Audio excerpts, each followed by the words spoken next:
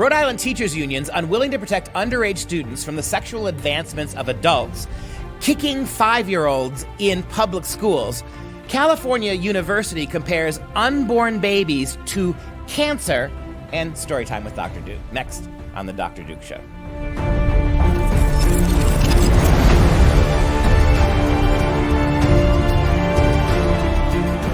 Hello, everyone. I'm Dr. Duke, and this is The Dr. Duke Show. Every week, Katie and I cover those stories impacting K-12 classrooms and college campuses around the world. Greetings to all of our loyal listeners. And if you haven't done so, please consider subscribing to the podcast on iTunes and never miss a show. Make sure you stick around because later in the show, we'll be discussing how California University is teaching students that unborn babies are exactly like cancer. Plus a shocking video that shows a teacher kicking a little girl in the head and then lying to the mother about it. That's coming up as well. But we go to the first story today, which is teachers' unions and the ACLU object to a new bill that would criminalize sex between school employees and students younger than 18. So in other words, you've got the teachers' unions in Rhode Island and the ubiquitous ACLU that I guess has completely given up anything remotely related to constitutional protections. The ACLU now is protesting a bill that would stop adults from having sex with underage kids. Rhode Island's 2 teachers' unions are objecting to a bill that would make sex between school employees and students a crime if the students are younger than 18 years old. Now, again, in Rhode Island is one of about 30 states, Katie, that has, and all of New England, by the way, except for Vermont, where the age of consent is actually 16. If you can't get teachers' unions and you can't get the ACLU to protect young kids from the advances of predatory people who are around them all the time, what can you do?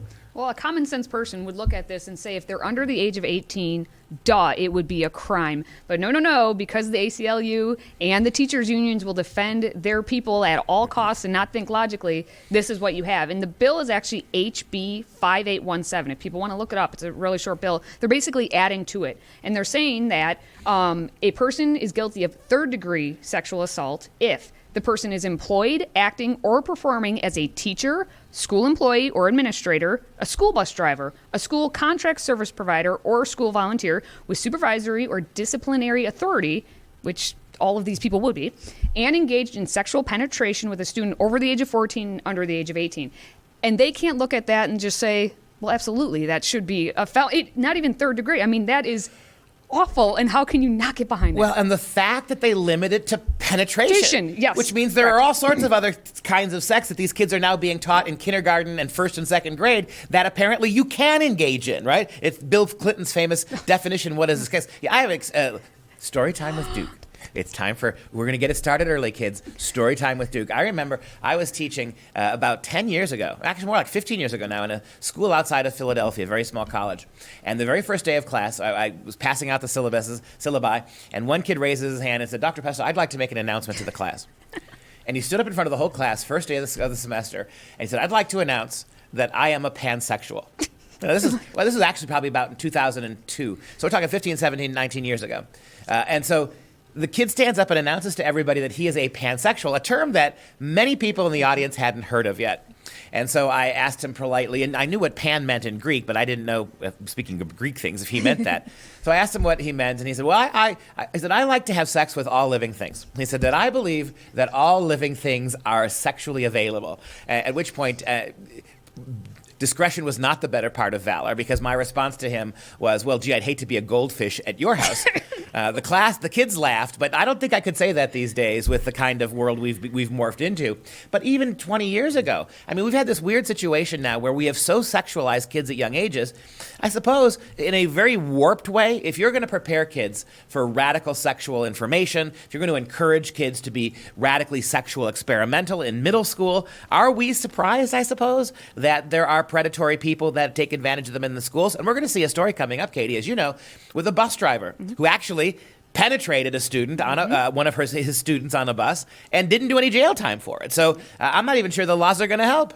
And if you look at this, we have a system where, you know, the teachers' unions, some people love them, some people hate them, but how can you not hate them when they're sending out James Parisi, I guess his name. He's a lobbyist for the Rhode Island Federation of Teachers. And he said that his union specifically objects to this bill because it criminalizes conduct by teachers and other school employees while ignoring all the other jobs that are out there, which, adults supervise with youth. And they named off a bunch of things, but it's like, where do all these kids spend most of their time? In a school building. Like, how can you not think, James? I mean, listen to what Parisi said. He basically said, you can't come after my teachers for sexing up 17-year-olds and 15-year-olds if you're not going to come for priests or cops or something else. I mean, that's the remarkable thing. No one forces kids don't have to spend time around priests. They don't have to spend time around cops. They don't have to spend time around the person who bags the groceries at the local convenience store. They have to be in public schools 8 hours a day. And so this is literally Parisi's argument. Mm-hmm. It's not fair that you're singling out aggressive teachers, sexual teachers, that you're not including everybody else. And the ACLU rep says that this is arbitrary and capricious because you're singling out. How dare you single out our teachers and our bus drivers? It's a bill to protect kids in school. Yep. It's a bill to protect kids in school. And so that's apparently, it's too much about school, the school protection bill. There it is. If the school protection bill was about protecting everybody but school kids, do you think, that's another thing, do you actually think the ACLU would sign on to it if the bill basically barred sex between adults and 15-year-olds everywhere? I'm not even sure they'd stick behind it then. No, the one thing I do want to ask you about is because it gets into your realm here of English. The ACLU said, while one may disagree whether this type of Romeo and Juliet conduct is appropriate, it should not be a felony. And the ignorance, right? Romeo and Juliet is not a story about adults having sex with kids. It is a story about two young kids, goofy young kids, who fall into a hopelessly desperate romance and then kill themselves. What troubles Story Time with Duke? Shakespeare Story Time with Duke. Shakespeare Story Time with Duke. The thing that troubles me most about the teaching of Shakespeare, most of these high school kids that come to me in college, the one play they've probably read is Romeo and Juliet, and they haven't read it. Nope. They watched the movie. Leo. We don't teach high school teachers how to teach Shakespeare to kids, so they don't. And gone are the days when a high school teacher was educated enough that she could, one of the newly graduating ones, was educated enough that she could pick up the book and teach herself. No, we're not teaching kids how to do that, the future teachers. So they actually think that Romeo and Juliet is a manual. How to conduct romantic relationships, right? Obey your parents, find some creepy monk to sanction your love, to hide away, to then when things go bad, just pretty much off yourself. Shakespeare's play warns again and again and again about how bad it is, but if kids were able to read that, they'd know it. They're not. So a teacher has been fired, thankfully, for kicking a kindergartner because the student was hiding in a bookshelf. So we have disturbing video that was released of a teacher kicking a 5-year-old in the library at the Blue Jacket Flint Elementary School in Shawnee, Kansas. So check this out. Watch as students line up to leave. This 5-year-old hides in a bookshelf. What happens next is disturbing. A teacher approaches the child, yanks her out, and then kicks her in the back. No one at the school in Shawnee, Kansas told mom what happened, but the little girl who came home with this red mark on her arm bravely did. No one would have known about this.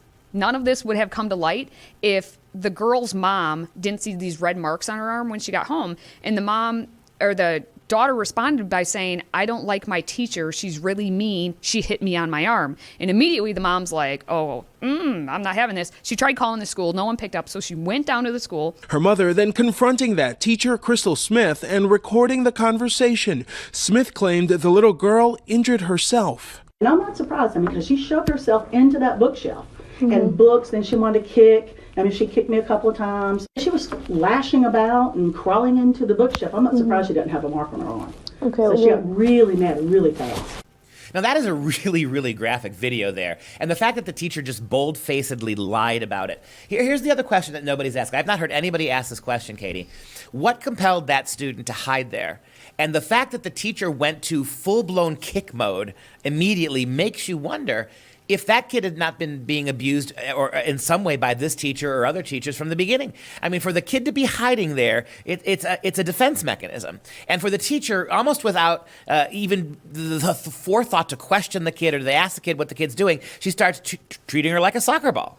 And so it does beg a question. Is there something much more insidious going on here that would compel a kid to be that afraid, to frighten, to hide in a bookshelf like that, apparently hiding from her teacher?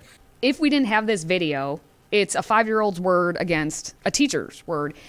And it begs the question, people are going to say, well, we need to have cameras everywhere now. But at the same time, you're going to be videotaping all these kids all the time. So where do you find that balance as to what we do? And let me make this final point. We have the progressive left now has successfully made every cop guilty. Every cop is suspect because a very small minority of cops have done bad things. We're teaching our kids in schools, high schools, middle schools, that the police aren't our friends. We're having high school kids banish cops with guns from campus in spite of shooter threats. We have convinced kids that priests and ministers now, because of a handful of bad priests and ministers, all priests and ministers must be suspicious. We can't allow priests and ministers into our schools because they're child rapists. And yet, the evidence continues to mount that you've got actual teachers, a significant minority of teachers, wanting to sleep with kids, abusing kids, kicking kids, ignoring kids, neglecting kids. Where is the same level of consternation? Where are the scarlet T's for the teachers? Look, I get it. Most teachers are conscientious, good people. But there are enough of these incidents. Why are we not seeing? And I'll tell you why. Because progressives aren't in charge of the church, and progressives aren't necessarily in charge of the police. Progressives are in charge of the schools, which is why you've got the ACLU defending these teachers and going after cops, all cops, because a handful do bad things. This is the hypocrisy that drives me crazy. All right, well, let's take a quick pause on that and give a reminder to you wonderful folks that our show grows because of all of you. So please continue to spread the word on the Dr. Duke Show by liking, commenting, and sharing each and every episode on whatever platform you prefer, whether that be Facebook, YouTube, or Twitter. And don't forget, the audio podcast makes for a great listen on your way back to and from work, or when, I guess, your in-laws come over too. So we're on iTunes and everywhere else. Please subscribe and give us that 5-star review so we can continue to move up in the rankings. And moving back into this, we have yet another story of abuse. This one is from a junior high administrator. So we went from kindergarten, we're going to go to junior high now.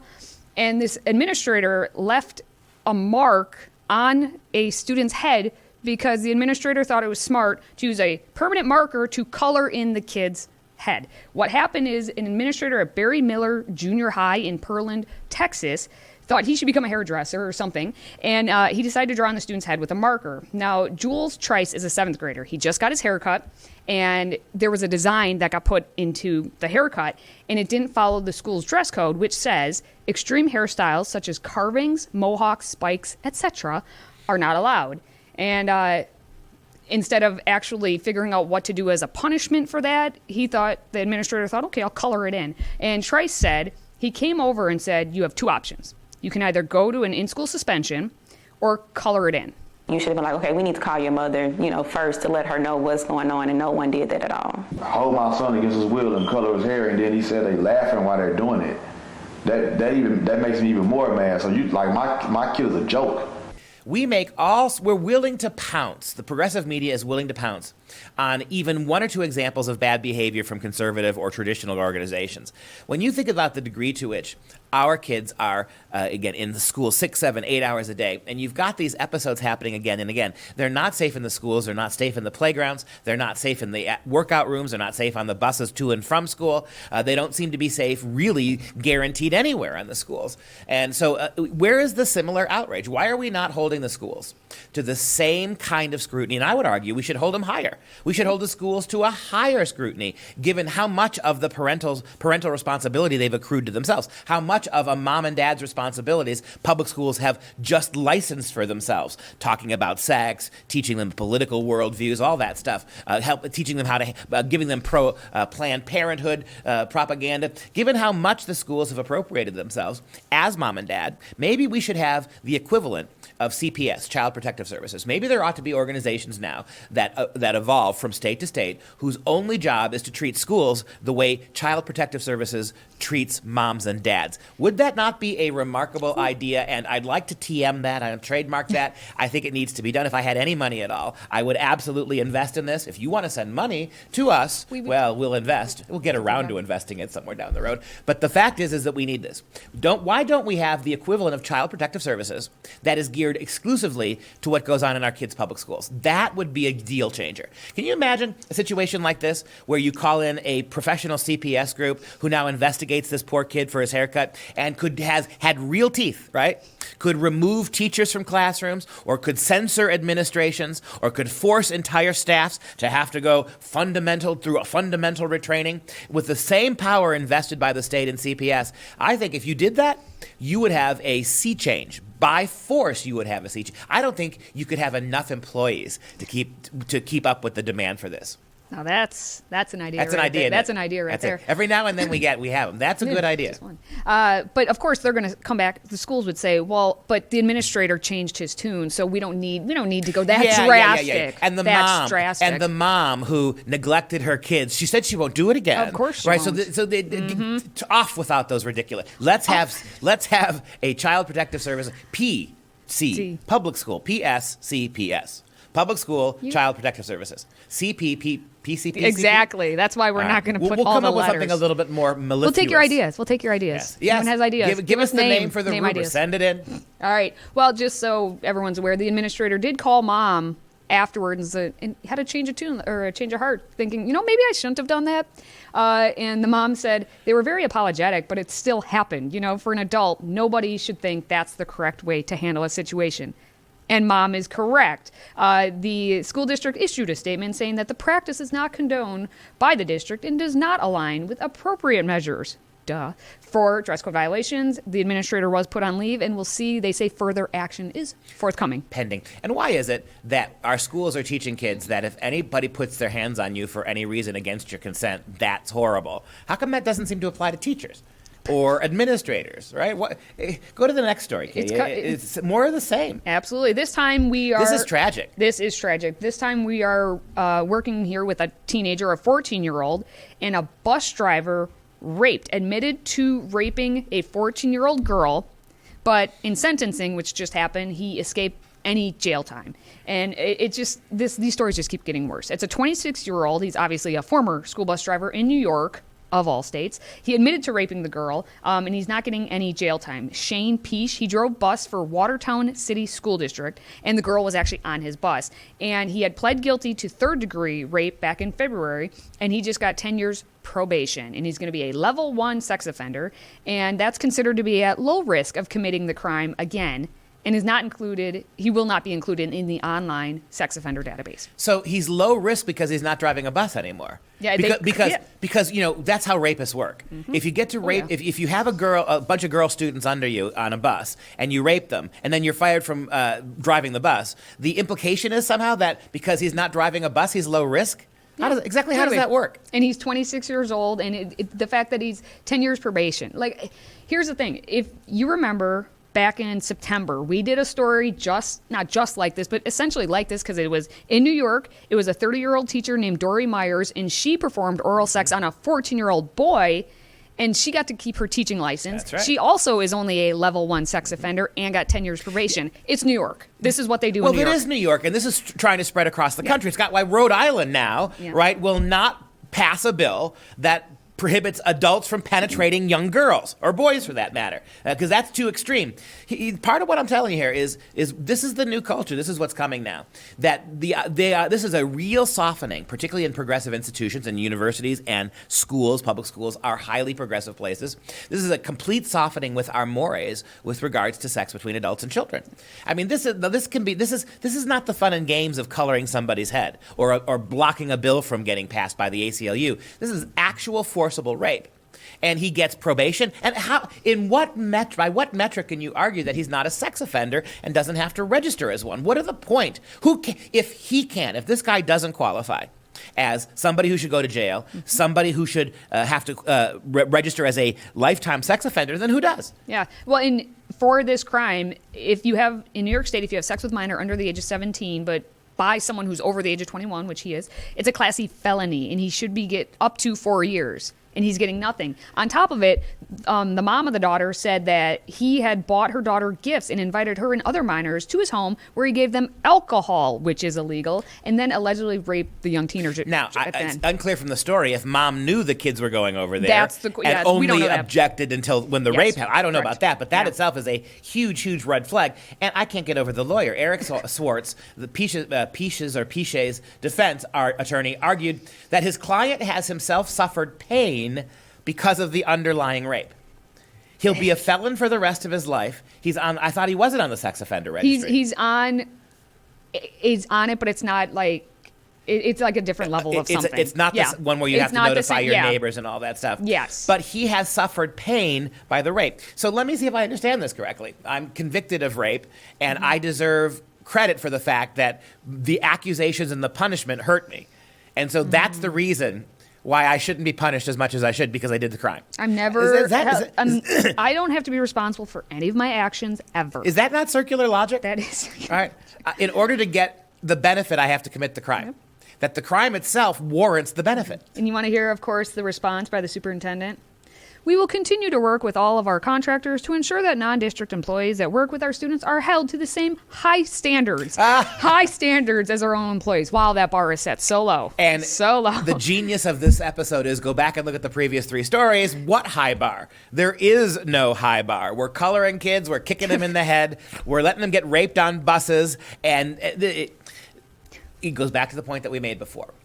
Besides the larger cultural fact that ties into this, that there is a real softening of our mores with regards to sex between adults and kids. We had a story last week that went absolutely viral about a superintendent of schools basically arguing in California that pedophilia needs to be taught in schools. I mean, that's where this is going next, Mom and Dad. I'm deadly serious about this. When you've got school officials mainstreaming pedophilia, when you've got kids being taught sex at very young ages and encouraged to experience and experiment with sex, this is almost inevitable. Well, that's the tragedy that's happening at the K-12 schools. Well, what's happening on the college campuses, specifically at Harvard, where a keynote speaker is going to argue that Christians and Jews should be locked up. Let's talk to Alex Newman about that.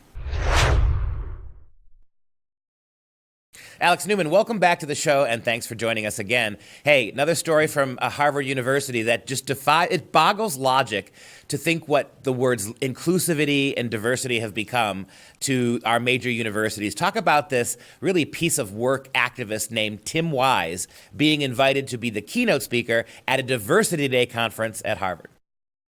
So yeah, to celebrate 10 years of diversity, their decade of dialogue, they invited a straight white male to come rant and rave. And this guy has a long history of making outrageous remarks that he's called for Christians and Jews and people who believe the Bible to be locked up and put into insane asylums. And then he said, I'm only kidding, but kind of, not really. Because you guys are insane and you can't deal with reality. So he's an anti-Christian bigot, an anti-Semite who apparently doesn't like Jews either because they also believe, at least the beginning of the Bible. And who better to invite to celebrate inclusion than somebody who just oozes hate of people who have different religious beliefs from him? Well, and what's remarkable about him, he did go so far as to say that includes all other fundamentalist religions, although Captain Courageous doesn't use the word Muslim or Islam. I love that, right? So basically, I hate Muslims too. I'm just not going to be bold enough to say it. So he can stand up there at Harvard University. You mentioned that he's a straight white male. By definition, this guy's the problem. According to everybody else at the diversity conference, he's the problem. It seems to me that the only way you get a keynote speaker gig at Harvard to do this as a straight white male is to be extraordinary in how you hate traditional Christians, Jews, even Muslims. It seems like it. Yep, it seems like that is the one thing that can get you a get out of straight white male jail free card is to hate Christians with a passion, because I guess that's what unites these diversity fanatics. But it is really sad, especially because, Harvard was actually founded by Christians for Christians to advance the gospel. Their original mission statement, I think I actually use it in my own talk. I think it's one of the best concise expressions of what the purpose of education is supposed to be. And they explain that the end of the student's studies is to know God and to place Christ at the center of all learning. And what it's become now is pretty much exactly the opposite. It's tragic.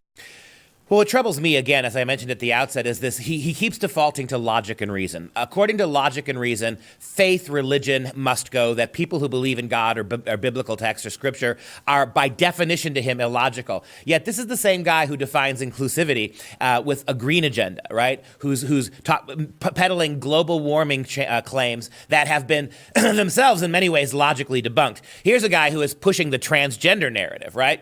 That we believe only in logic and reason and science. And yet, he is arguing for greater inclusion for mythical, made-up transgenderism kind of claims that have very little science behind them. And again, at Harvard, you don't have, America's foremost university, you don't have to balance those claims, do you?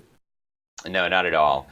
And, the idea that hatred of Christians and Jews is going to promote inclusivity, you wonder in what world that these people live in. How do you promote inclusivity by inviting haters to come speak at your diversity conference, people who hate those who are different?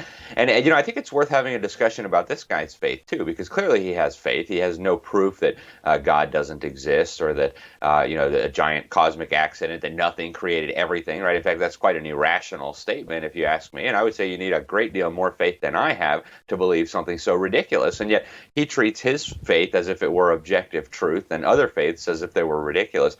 So we should have a real diversity conference where we can talk about all these things. But I have a feeling Harvard would not include us in their inclusivity programs. Yeah, there is no diversity if the people who might actually challenge any aspect of your overriding 10-year program aren't invited, are demonized and vilified, and told they should be rounded up and put in jail. That seems to be, again, the opposite definition of diversity. And what I love about these guys, in a sarcastic way, is they have completely changed the definition of hate. Hate and exclusion and intolerance and bigotry are no longer, again, rational, logical dictionary definitions. This guy keeps defaulting to logic and reason, but he's irrational. He's not defining bigotry and exclusion as what it is, leaving people out, even people who disagree with you. They've redefined hate and bigotry and discrimination to mean anything that you say that we don't like. That's simply the definition here. And this is, again, at arguably the world's second greatest university behind Oxford. It's a sign of the times. And, as I conclude in my Newman Report blog, this kind of hatred and vitriol that these people are expressing is increasingly going to move into action. We're seeing Christians being persecuted all over the world. We just saw hundreds of Christians massacred in Sri Lanka. Sorry, Easter worshipers, if you ask Hillary Clinton or Obama. And we're going to start seeing this hatred that's growing in the United States increasingly manifest itself in action. And so, it's being pumped into the minds of our young people in government school at all ages. It's being, double dosed when you go to university at places like Harvard or any other university pretty much in the U.S., except for a handful of Christian ones. Christians need to be prepared. Moms and dads need to be prepared because times are changing. So, Alex, the mainstream media is more than willing to blame Donald Trump for the synagogue shooting out in California, even though the manifesto of the shooter called Donald Trump every nasty anti-Semitic word in the book. And yet this clown can stand up at Harvard, this Tim Wise can stand up at Harvard, and absolutely demean Christianity and Judaism, but he bears no responsibility for violence against Jews and Christians. Alex, thank you so much for your remarkable article. We'll talk to you again next week. Well, you're a man, and I believe you don't deserve an opinion. So don't go to Notre Dame, because we have a new director of the gender relations saying that men don't deserve opinions. The University of Notre Dame now has a student government gender relations director who's voiced quite negative opinions and statements on the Twitter about how men they're men, so they can't open their mouths anymore. And she's openly opposed to Catholic sexual ethics. Her name is Ann Jarrett. She's a junior, and she likes to spout her viewpoints off with many tweets about how much she hates men. One of them says, "The only thing that it has taught me is that men are gross and they don't deserve opinions, and I categorically do not want to blank them." What's allowing her to become a major player in the gender relations director here is because her nasty, vicious racism, her confused sexuality, her dismissive, bigoted tone, all of that now fits perfectly with the politics of left-wing gender warriors, right? And so what really is troubling about the story is that if this student were taking that approach to, or that attitude to anybody else primarily, she would never be allowed a responsible position like this. She would be immediately, there would be all sorts of people trying to intervene in her world. The school might be trying to find a counselor for her. Certainly there would have been harassment claims. The university would have investigated her for these kinds of bigoted sexist statements. But because, again, her particular political position is a left-wing social justice position, you can't distinguish her incredible venality, her incredible racism and bigotry. You can't distinguish that from what social justice warriors do. That's how far we've come. That bigotry, gender discrimination, and misandry, anti-male sentiments, this kind of inconsistent, illogical thinking, it is exactly what social justice has become. So there's nothing to see here, according to Notre Dame or any other school for that matter. And I want to point out, yeah, it is Notre Dame, and I know we've railed on them, rightfully so, in the past. But if it's happening at Notre Dame, obviously it's happening at all of the public universities across the nation, all the ones that are even more left-wing. And what happens in all of these situations, it's always these very pointed, agenda-driven men and women, or pansexuals, or whatever they're calling themselves, who are the ones who are running for these student offices. And it's the student offices that then dictate how everything else happens on campus. So if you are on campus right now, we have some college kids out there, get involved. If you want any sort of sanity left on college campus and have any say as to what happens there, you have to be the one to step up and run for these positions, because otherwise you have the Jarretts of the world who claim that they have no agenda. She claims she has no agenda for this position, but clearly they do, and they will take advantage. Again, it's not that she has no agenda, is that her agenda and bigotry are the same thing. I mean, the place in the modern world, the place in modern American life where you can openly be a bigot and risk no consequence, where you can say the most shockingly anti-sexist, bigoted, discriminatory things, call for the most radical forms of unconstitutional behavior to certain groups, is in the social justice wing of the university. And while she said in this email, in her first email to the Gender Relations Department, I didn't know there was an entire department dedicated to this, she says, I'm not here to teach or promote my own agenda, but as you said, this is the agenda. They don't view it as being an agenda, but this is what it is. She talked about how next year she's going to push for sexual assault prevention, trans students' rights, Pride Week, pronoun emphasis, discussions about sex, gender, sexuality, menstrual product availability, and parietals. Removing the parietals and doing reform. And I was like, what is parietals? Well, it's the policy at Notre Dame that says that people of the opposite sex are not allowed to be in the bedrooms of the university's single-sex dorms from, certain times during the week and on the weekend. Notre Dame.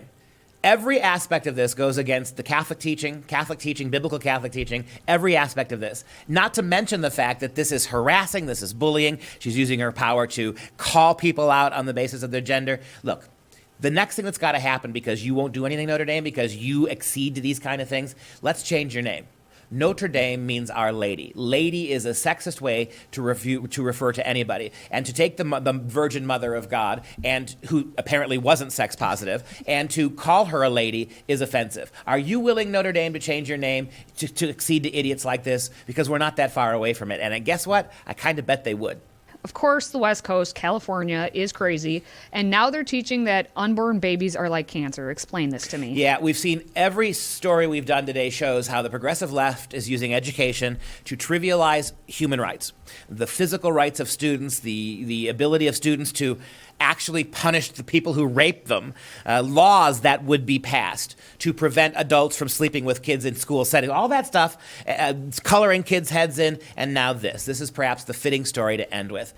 California University teaches students that unborn babies are like cancer. This is a shocking image, and I want you to leave it up there, Mike, a shocking image on Twitter and Facebook from a classroom at the University of California, San Diego. It's a slide that a teacher is using to teach the kids. And the title of the slide is Parallels Between Fetuses and Cancers. And the slide purports to describe all the ways that cancer affects particularly a female host, and cancer affects that same host. The fetus, a legitimate parasite, the first line reads, in a blatant attempt to liken the growing baby to a growing cancer. It, quote, rapidly grows, unquote, just like cancer. the slide explains. The baby, just like cancer, invades the body, according to the classroom material. Students can be seen in the picture diligently taking notes about this. This is a course where kids sign up to study diseases, biological diseases. And now, childbirth, conception, and child development in utero is now a disease. And they say conservative people are the ones who are anti-science, right? Like that's and we're anti-women, right? Of course. But here's where when I looked at it because they made the parallels. They made it say the same thing on both of them. Oh, of course then. But what they don't get is that this fetus, which is a baby, without the mom allowing that parasite, as they say, to invade, that professor wouldn't be there today to say that. But if you allow that cancer crashes the party, as they say, and rapidly grows and manipulates immunity, that professor wouldn't be there either. So one ends in life and one can end in death. If you how do the kids sitting in that class just take copious notes and agree with them? Yeah, and at what point does the cancer become the cure? At what point does the cancer become viable human life to them? And clearly the argument that this class is postulating that it is not anything other than a parasite until after it's escaped the womb. Right, and so what you're seeing here is a parallel to the kinds of legislation that's being passed in places like New York, right, about not providing life-sustaining care for a child who survives an abortion. And you see this dehumanizing. I said earlier in the show, and I think this is right, this kind of dehumanizing starts at the universities. It really does. The kind of dehumanization, the desexualization, the trivialization of human life and human freedom, human liberty that we've seen from the beginning of this episode, it starts and it ends on university campuses. And that's where all the formulation comes from. And within a couple of generations, this is what people are saying. These are young kids, perhaps. I would bet you my bottom dollar that most of those kids were probably pre-med kids. These are kids who are going to end up in hospitals. They're going to end up as doctors. They're going to end up performing surgeries out there one day. And what are they being taught? They're being taught to view an unborn child as a tumor that needs to be nuclearly deconstructed, a tumor that needs to be ripped out from the roots. Right? This is a very, very tragic and sad development. Hello and welcome to Extra Credit. This week sponsored by pepperoni and cheese. All aboard the pizza train, or rather the bus, as Papa John's hitting the road this summer to college campuses. Yes, a pizza company is going to have what they're calling a CEO Action Check Your Blind Spots Unconscious Bias Tour. That's actually the name of it, which will make 100 stops at corporate campuses, college campuses, and major festivals and events to talk, of course, about diversity, because last summer, then CEO John Schnatter allegedly made racist comments. So now they're entitled, of course, to talk about diversity, right? Also announced was that Papa John's pizzas will no longer have any white cheeses or sausage for obvious reasons. So this is just capitalism at work. Idiot college kids believe in social justice, so pizza's going to market social justice now. Meanwhile, on the University of Massachusetts Boston campus, there has been theft at the hands of admissions staffers who decided to steal copies of the mass media, which is the college newspaper, and they stole the newspapers because there was a bad story published on that day's cover, and they thought it would affect the opinion of the incoming freshmen who were on campus for Welcome Day. So, welcome to a campus who allows their staff to steal. The admissions counselors won't face any legal penalties, only mandatory staff training, which I'm sure is going to include how to steal newspapers without getting caught. Why are we surprised? Universities have already rejected the First Amendment. They've already rejected the right to free association. They've already rejected the Second Amendment and guns. Why would they respect freedom of the press? Another university having trouble understanding free speech as a right is Union College in New York, whose president David Harris says that a campus is not a place for free speech. The former sociologist and appointee in the Obama administration, that's 2 strikes against him, said in an Inside Higher Ed essay, the pure form of free speech by the Constitution he agrees with. But on campus, he wants something more than free speech. Then he discussed how he wants constructive engagement and understanding for the diversity that is on college campuses. Translated, be tolerant for the diversity we determine is acceptable. Right. If you want absolute free speech but something more, that something more is always got to be a check on free speech. We have some hope in the upcoming generation, at least in Texas, where in the next school year, elementary students will learn cursive writing. The Texas Education Code now states that 2nd graders will learn how to write cursive letters, and 3rd and 4th graders will be expected to write complete words, thoughts and answers legibly in cursive writing. So as it turns out, what our American children have been learning for hundreds of years prior to Common Core actually worked. Who'd have thunk? Well, and thank you, Texas. Thank you, Texas, for doing this. But 4th grade? And since happy stories make you all smile, here's one to brighten your night. A young girl in Frederick, Maryland completely understands the importance of cursive handwriting. 10-year-old Sarah Hinesley recently won a national handwriting contest. Sarah was born without hands, by the way, and she said she finds that cursive writing can be kind of hard, but she made it clear that she won't let that stop her. She likes to draw and also go rock climbing with her sister. So hard work does pay off, and congrats to Sarah. Sarah, I don't like PC things, but I would almost be willing to rename it writing instead of handwriting to honor your achievement. Way to go. And that's your extra credit for the week. Now, if you have any stories you'd like to suggest, go ahead, type them below in the comments section. You know where that is. And then make sure you hit that like button and share the episode. Don't forget, subscribe to the Dr. Duke Show audio podcast on iTunes. And please leave us that coveted 5-star review. And that does it for us this week on the Dr. Duke Show. If you like what you heard, please share the video and podcast with your friends. Freedom Project, I'm Dr. Duke. She's Katie. And God willing, we'll see you next time.